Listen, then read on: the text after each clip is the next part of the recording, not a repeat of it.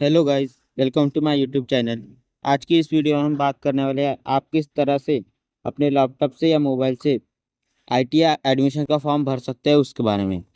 सबसे पहले आपको आना है इस लिंक पे। ये लिंक मैं आपको डिस्क्रिप्शन में दे दूंगा। ये फॉर्म आपको 5 स्टेजेस में कंप्लीट करना है। फर्स्ट स्टेज में आपको यहाँ पे रजिस्ट्रेशन करना है। सबसे पहले आपको यहाँ से 10th स्टैंडर्ड के एग्जाम बोर्ड की डिटेल्स को सिलेक्ट कर लेना है। अगर आपने महाराष्ट्र स्टेट बोर्ड से अपनी 10वीं की परीक्षा पास की है तो आपको यहाँ पे सिलेक्ट कर लेना है। अगर आपने किसी और स्टेट बोर्ड से अपनी 10वीं की परीक्षा पास की है तो आपको यहाँ पे टिक कर देना है और यहाँ से आपको आपका बोर्ड सिलेक्ट कर लेना है। फिर आपको यहाँ पे आपकी 10th स्टैंडर्ड की डिटेल्स देनी है। आपको यहाँ पे आपका 10th स्टैंडर्ड का रोल नंबर देना है और यहाँ से आपको आपका एग्ज़ाम का साल देना है और यहाँ से आपने जिस मंथ में एग्ज़ाम दी थी वो मंथ यहाँ से सिलेक्ट कर लेना है और यहाँ से आपको आपकी डेट ऑफ बर्थ सिलेक्ट कर लेनी है। फिर आपको यहाँ पे कैंडिडेट डिटेल्स में यहाँ पे आपको आपका फर्स्ट नेम देना है और यहाँ पे आपको आपका लास्ट नेम मतलब सरनेम देना है और यहाँ पे आपको आपका मोबाइल नंबर देना है और यहाँ पे वेरीफाई पे क्लिक कर देना है। फिर आपके मोबाइल पे एक ओटीपी आएगी, वो ओटीपी आपको यहाँ पे फिल कर देनी है और सबमिट ओटीपी पे क्लिक कर देना है। फिर यहाँ पे ऐसा सक्सेसफुली का मैसेज आएगा, यहाँ पे ओके के पे क्लिक कर देना है। फिर आप चाहे तो यहाँ पे आप अपना सेकंड नंबर दे सकते हैं या फिर नहीं दे सकते। फिर यहाँ पे आपको आपकी ईमेल आईडी देनी है। फिर आपको यहाँ पे पासवर्ड देना है और यहाँ पे कन्फर्म पासवर्ड कर देना है। पासवर्ड में आपको कम से कम 8 कैरेक्टर्स रखने हैं और ज़्यादा से ज़्यादा 15 कैरेक्टर्स रखने हैं। उसमें एक कैपिटल लेटर, एक नंबर और एक स्पेशल कैरेक्टर होना चाहिए। एग्जाम्पल में यहाँ दिया हुआ है पासवर्ड @123। इस तरह से आपको कोई भी एक पासवर्ड बना लेना है। फिर आपको यहाँ पे थोड़ा सा नीचे स्क्रॉल कर देना है और ये कैप्चा यहाँ पे डाल के रजिस्टर पे क्लिक कर देना है। फिर इस तरह से आपकी यहाँ पे रजिस्ट्रेशन आईडी आ जाएगी। यही रजिस्ट्रेशन आईडी और पासवर्ड आपके मोबाइल के नंबर पे सेंड किया जाएगा। इस रजिस्ट्रेशन आईडी को यहाँ पे आपको कॉपी कर लेना है और यहाँ पे नीचे स्क्रॉल करके लॉगिन पे क्लिक कर देना है। फिर यहाँ पे इस तरह से रजिस्ट्रेशन नंबर का मैसेज आएगा, यहाँ पे आपको ओके कर देना है। फिर आप लॉगिन वाले पेज पे आएंगे। यहाँ पे आपने जो रजिस्ट्रेशन आईडी कॉपी की थी वो यहाँ पे डाल देना है और यहाँ पे आपको पासवर्ड डाल देना है और यहाँ पे ये कैप्चा डाल के लॉगिन पे क्लिक कर देना है। इस तरह से आपका रजिस्ट्रेशन होके आपकी आईडी खुल जाएगी। आपको यहाँ पे आपकी रजिस्ट्रेशन आईडी और यहाँ पे आपको आपका नाम दिख जाएगा। फिर आपको यहाँ पे एडमिशन एक्टिविटीज़ पे क्लिक कर देना है और एप्लीकेशन फॉर्म पे क्लिक कर देना है। फिर इस तरह से आपका एप्लीकेशन फॉर्म आ जाएगा। यहाँ पे कंफर्मेशन में आपको पूरी इन्फॉर्मेशन मिल जाएगी, वो आपको यहाँ पे पढ़ के ओके कर देना है। फिर स्टेप 1 में आपको यहाँ पे आपकी प्रोफाइल बनाई है। आपने जो रजिस्टर करते हुए इन्फॉर्मेशन दी थी वो यहाँ पे आ जाएगी। फिर आपको यहाँ से आपका जेंडर सिलेक्ट कर लेना है और यहाँ से आपको आपका रिलीजन मतलब धर्म आपको यहाँ से आपका सिलेक्ट कर लेना है और यहाँ से आपको आपकी कास्ट कैटेगरी सिलेक्ट कर लेनी है और यहाँ से आपको आपकी कास्ट सिलेक्ट कर लेनी है।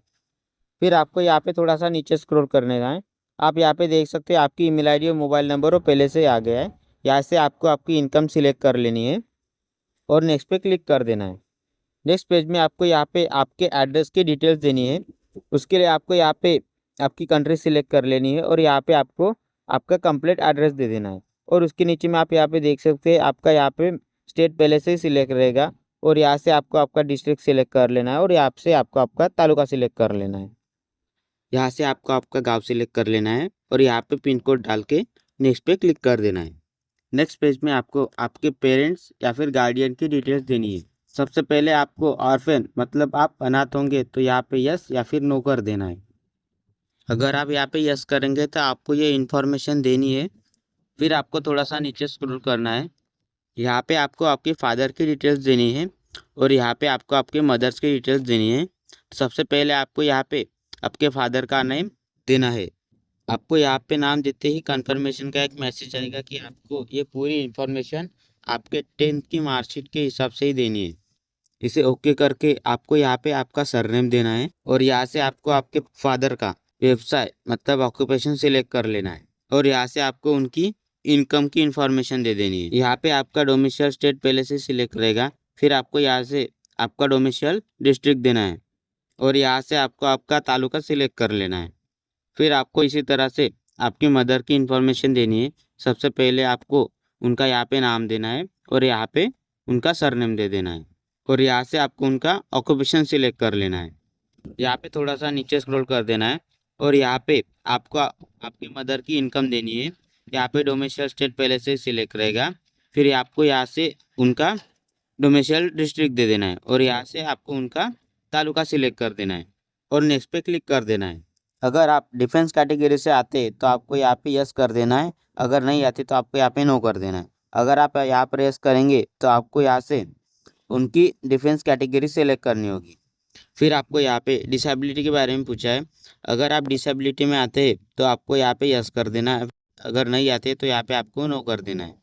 अगर आप यहाँ पे यस करेंगे तो आपको यहाँ पे उनका यहाँ पे परसेंटेज देना होगा और यहाँ से आपको डिसेबिलिटी की कैटेगरी सिलेक्ट करनी होगी और यहाँ पे आपको डिसेबिलिटी की सब कैटेगरी सिलेक्ट करनी होगी।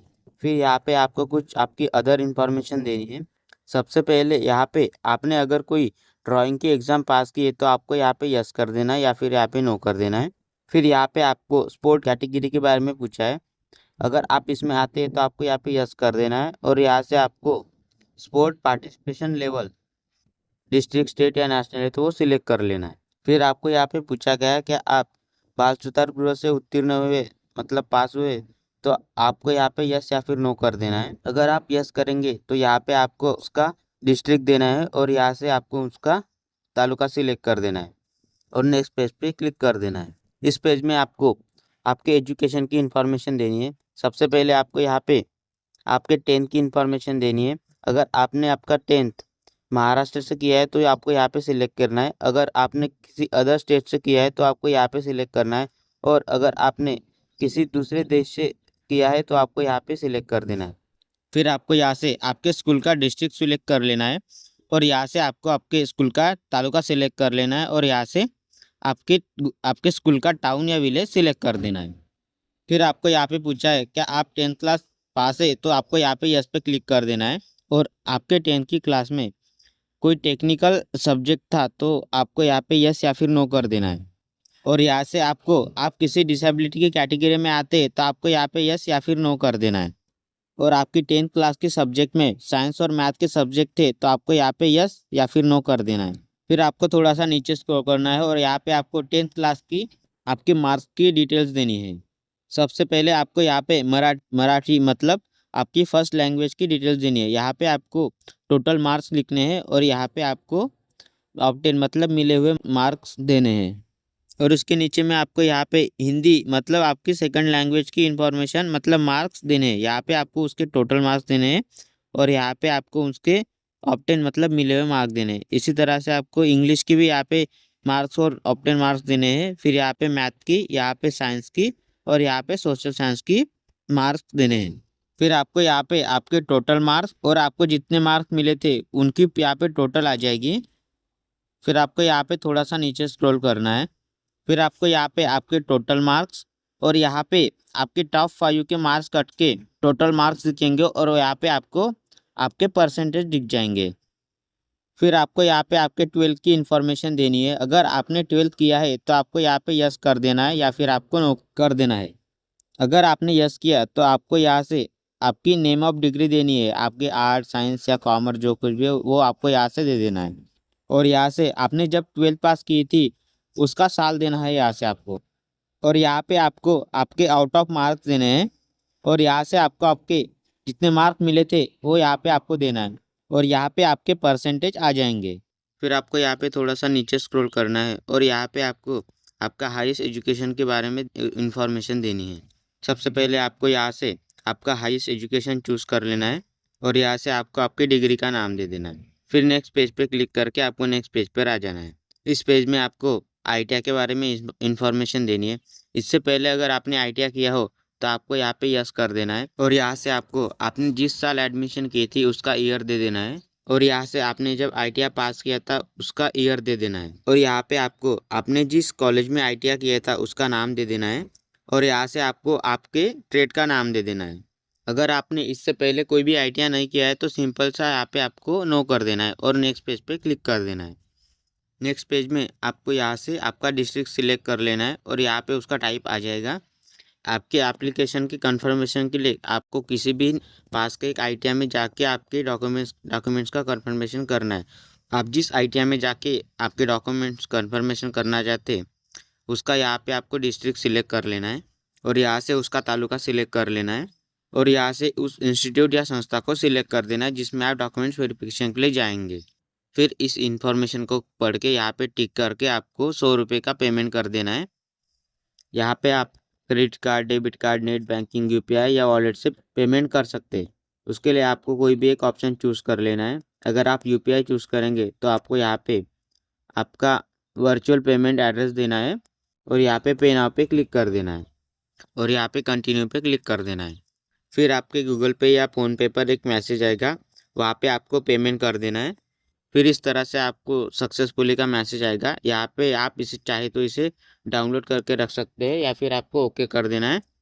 फिर आपको नीचे स्क्रॉल कर देना है और यहाँ पे नेक्स्ट पेज पे क्लिक कर देना है। नेक्स्ट पेज में आपको यहाँ पे नीचे स्क्रॉल करना है और यहाँ पे आपको generate PDF and save English या फिर मराठी पे क्लिक कर देना है। फिर वो पीडीएफ आपकी डाउनलोड हो जाएगी। इस तरह से आप अपने मोबाइल या लैपटॉप से सक्सेसफुली आप अपने आईटीआई का फॉर्म भर सकते हैं।